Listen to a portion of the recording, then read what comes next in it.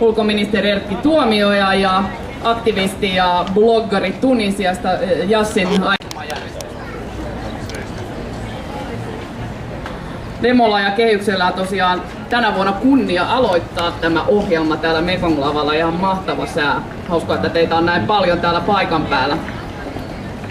We're actually going to do this in English, so I'll switch my language right now so that our foreign guests will understand as well what I'm talking about. But the idea is for the next half hour to talk about North Africa and democracy over there. And actually I would like to start with you, Yassin, if you could just give us a brief explanation on what the situation right now is in Tunisia, because I heard you just say to people down there that not much has changed in 1 year.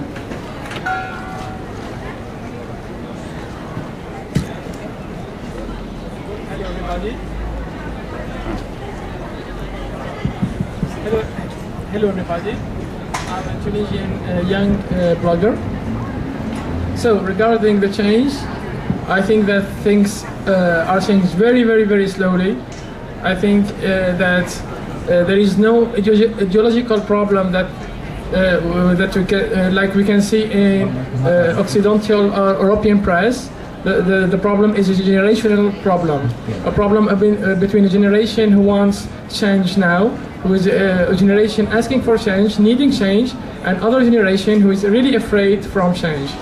Why I say things is not like what we see in European or Western media. I met the minister before the election in Tunis. We had a discussion. Yesterday we met again, and I asked him how he sees things. And I was really surprised. We have a lot of problems. We have justice problem, media problem, police reform problem, transitional justice, and the only things that comes to the mind of the minister is this Salafist problem. Seems that we don't see in Europe nothing about those Salafists. So I want to talk about what is the reality of the Salafism in Tunisia, why we see it so big, should we be afraid of this Salafist, and how much the Salafism problem can damage or can damage democracy or building democracy. Okay, so you say not a lot has changed, and we'll come back to the religious questions that you just brought up. But the EU used to be blamed by many that the community was supporting the dictatorships in the region before. And by doing this, many said that it was just interested in sustaining stability in the region. I would like to ask Mr. Erkki Tuomioja now, do you see a change in this? Is the EU more interested now in supporting stability in other ways, regardless of what the regime is? I should think so, and I should certainly hope so, because we have learned some lessons, or we should have learned some lessons, and we should always be committed to democracy, human rights, which are also, by the way, the prerequisites for progress and development. So, and it has been also shown that propping up or dictatorships is not really bringing you any stability. It will cause more instability and dangers in the future. But I would say I'm very happy to see Yassin here in Helsinki, because the first time we met was actually, yes, in Tunis. It was on the day that the new Constituent Assembly, which had been democratically elected, was meeting. And that was the first one in the Arab world, apart from the Palestinian elections, which have but also shown the way for democracy in the Arab world. Subsequently we have seen the formation of a coalition government, and I think Tunis is doing well. I'm very well aware, and everybody is aware, that it's the economy which will be determinant for the future of the country, particularly for the young people. There Europe has to be also involved in helping these countries, because that again is a real key to stability. But the reason I asked about the Salafists was because they are certainly also a danger for women, for human rights, women's rights, and that is something which particularly concerns us in the Nordic countries. My main message when I was in North Africa, in Egypt, Libya and Tunisia was that I was meeting with women's representatives, women's organizations, because I think that the full empowerment of women is really the key to all the things that we strive for, be it democracy, human rights, or development. I would like to ask Sampo Terho, continuing with the same subject, do you think that the EU is concentrating on the right things while promoting democracy in North Africa, or are we looking at the wrong things, concentrating on religious strikes, for example? No, not necessarily the wrong things. I think that since we made this U-turning policy, which is, I can understand that it can be a little bit confusing, because we used to really back up the so-called stability, which was, as we saw, not that stable at the end. But certainly we are concentrating on the main issues, core issues that EU is always concentrating, which are democracy and human rights. And I'm quite convinced that we can help in these that they will become part of the North African societies. Now, EU, how can we achieve that? Is mostly through, of course, diplomacy, but also that the EU has many kinds of funds which they use and give to their neighboring countries with certain conditions. And this is one of the stick and the carrot. You can use both, and I'm sure that we can do something good. Now, Yassi, you said that the government hasn't changed that much in Tunisia. It's still an old government. Young people aren't that involved, and though it's moderate, it might not have made that many changes. How are you seeing, how is the EU taking this in? Are they, in your viewpoint, supporting this government, or are they trying to push it to make some changes in Tunisia, or how do you see the cooperation between the EU and the current government? Honestly, I don't see that the EU is doing something for Tunisia. I see that European Union was more comfortable to deal with the dictatorship, with the dictator. It's more easier for them. The dictator protected them from immigration. The dictator protected them from anti-grazing. The dictator showed them, gives right to the woman. So it's a pretty picture. And in Europe, we like pretty pictures. So we feel we feel that it's a good thing. When it comes to democracy, I see that a lot of European deputies, a lot of European countries are afraid today about freedom, about liberty, about rights. They was not afraid when a dictatorship was there. Now they're afraid when the democracy is on the rail. So it's a little bit surprising for me. I wish that I heard all these voices for freedom of speech, for freedom of women, when the dictatorship was there. And the problem is, honestly, like a young Tunisian, I don't trust European Union. Why? Why we don't hear these voices for human rights, for women's rights, for freedom, for Saudi, for example, where a woman is not allowed to drive a car. In Tunisia, the first woman drove a plane in '62. The first woman was in army in '65. The woman voted since '56. Why we don't hear this for Qataris, for Saudi? Because when it comes to petroleum, when it comes to gas, they become France.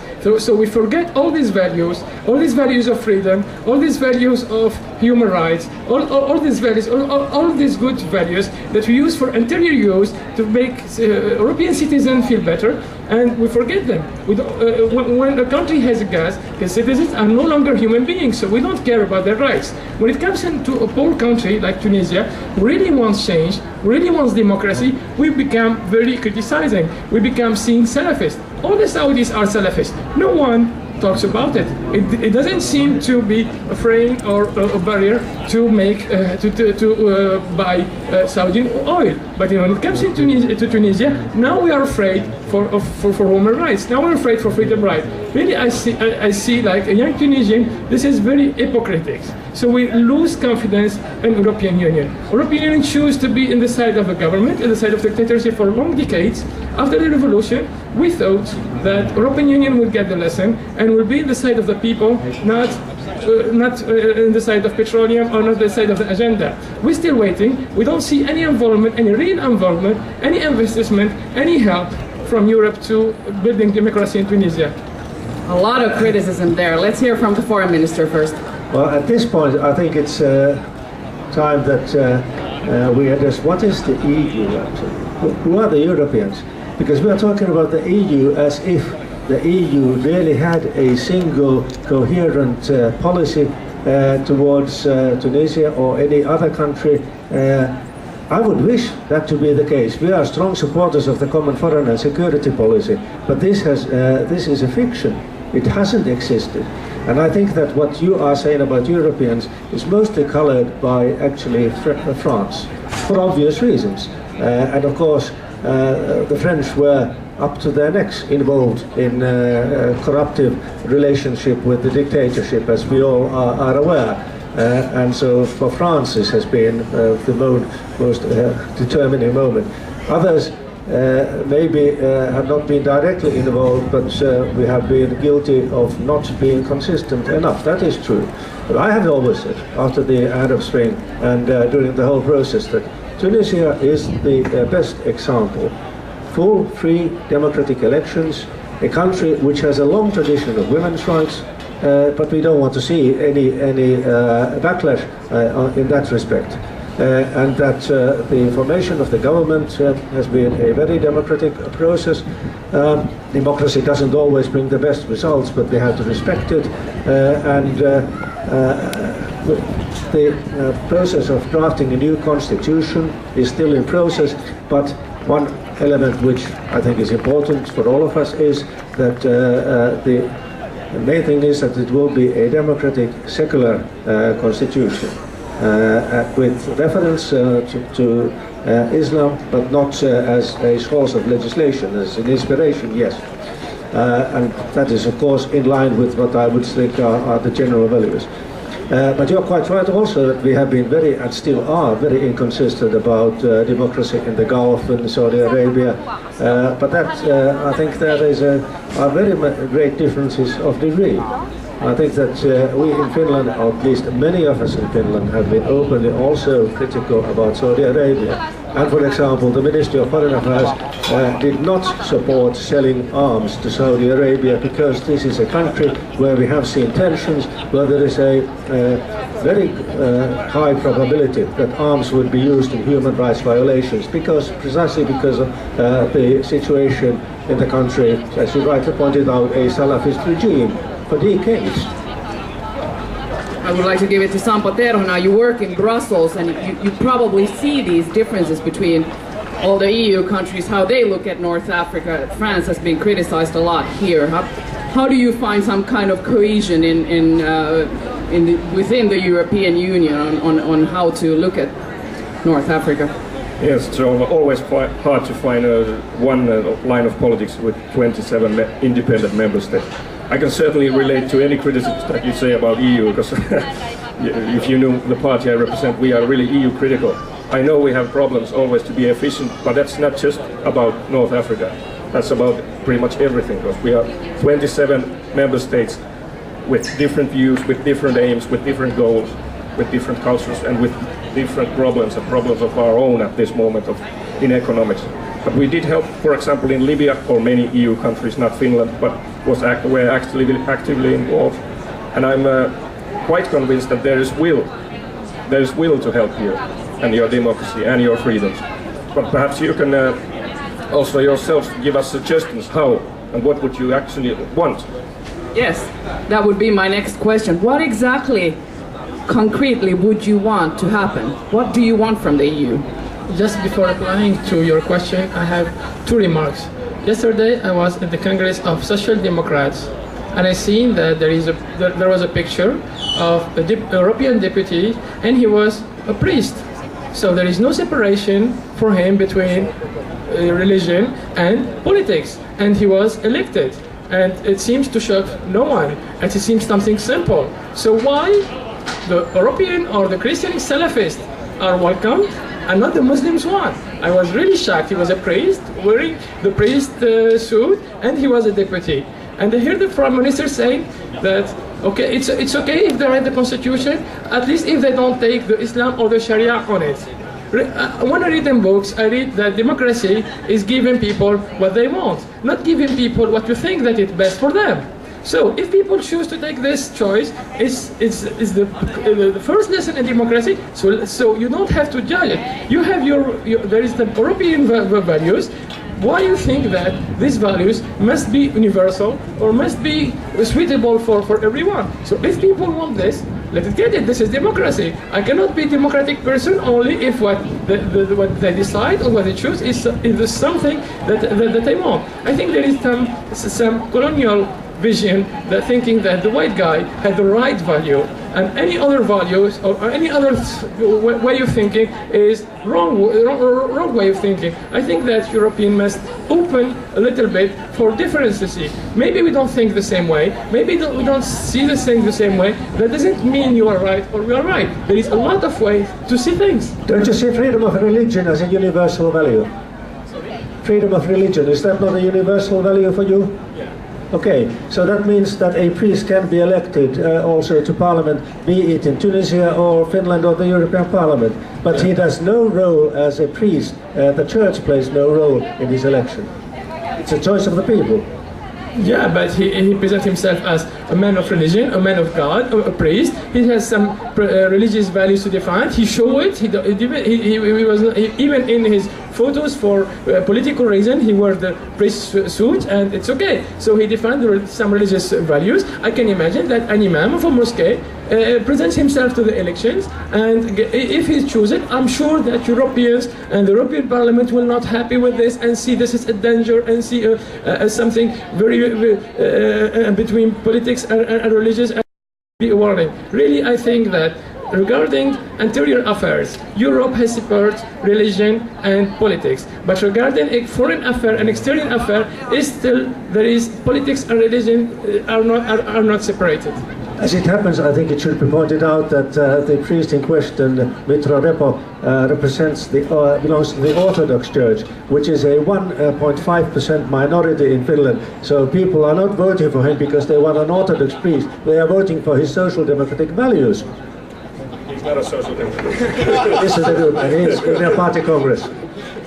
So what you're saying here is that we see here in Europe, you think we see things too black and white. That if an religious person, an Islamist, is chosen to government, we see it as something extreme. Extremism. Yeah, I don't like the word Islamist. I think that the word Islamist has a negative connotation since the 9/11. Let's say conservative. We see Christian Democrats everywhere in Europe. So why you think that Christianity and democracy can go together and not Islam and democracy? This is something that I cannot understand. Who's saying they can't go together? Sorry? Who's saying they can't go together? They playing the game of democracy. They present themselves in the election and they get elected in democratic in democratic. Okay, but I was asking who was saying that they can't go together. Okay, the media, in a lot of media we say, oh, we are sorry, the Islamist win, we are sorry, we are afraid for rights, we are afraid for women, we are afraid for dignity, we are afraid for liberty, the Islamist one, and think that bad news for everybody is something that you open any newspaper, especially French newspaper, and you see that, wow, it's a problem, the Arab Spring is a catastrophe, and even you can read that, you see Arab or Muslim are not ready for democracy because they don't choose the choice that we think is best for them. So when you see this in media, when you see this everywhere, even with some politicians, you see how people think that Islam and democracy cannot go together. Well, there are elections going on right now in Egypt, and it seems that the first round in the presidential elections might be won by the Muslim Brotherhood, which is a conservative organization. So I want to ask you, the two of you, how will the EU react? How is cooperation going to come about if Egypt is going to have a conservative president? I don't think EU has any other option but to respect the outcome of the elections. But you're absolutely right with your basic observation that EU has some core values and it does want to import some values. That is absolutely correct. It's in the core of the EU ideology, and that's just the price of the aid that EU gives. And you either accept it or you reject it. But you are right. EU has some values and it does want to import them. So in that sense, your observations are quite right. But now, as we have said that we support the democracy my personal view is that whatever democracy brings about, we have to accept it. Of course, then we can decide do we give any aid or do we not give any aid. Okay, so how do we change this? How do we respect the North African values and find common ground in how to build democracy? Let me remind us all that we have all our parties to the Universal Declaration of Human Rights adopted by the United Nations in 1948. That is the basis for our view of human rights, be it in Europe, be it in Asia, be it in Africa or Latin America. And I do actually believe that there are some universal values. These need not be in conflict with anyone's religious beliefs. I'm an atheist myself, but I respect people's religious values so long as they do not try to impose them on others through legislation or other forms of coercion. So that is what the basis for how I would like to see also things develop anywhere, be it North Africa, Europe. But in Egypt we have a very interesting situation because there will be a second round between the Islamist Muslim Brotherhood candidate and the candidate who represents the former military regime, military dictatorship. So, who do you want to see get elected? I mean, it is a democratic election, but what happens after the elections is important.